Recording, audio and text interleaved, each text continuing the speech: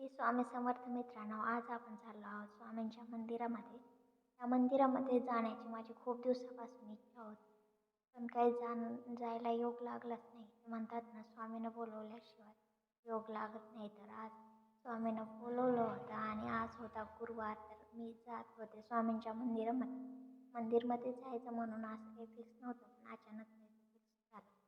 तर आपण पाहू शकता किती सुंदर असं निसर्गरम्य वातावरण आहे. पक्ष्यांचा किलबिलाट, सगळीकडे झाडी आणि या मंदिराचं बांधकाम चालूच होतं. बांधकाम पूर्ण झालेलं नव्हतं. सगळीकडे हिरवं फुलझाड, पक्षी, पाणी, हे निसर्गरम्य वातावरण पाहून मन अगदी प्रसन्न झालं. आणि स्वामींच्या मंदिरामध्ये कुठल्याही मंदिर असो, मंदिरात गेल्यावर शांती भेटते. तर आपण पाहू शकता किती सुंदर असं स्वामींची मूर्ती आहे आणि तसंच तिथं महादेवाची पिंड पण आहे. समोर नंदी पण आहे.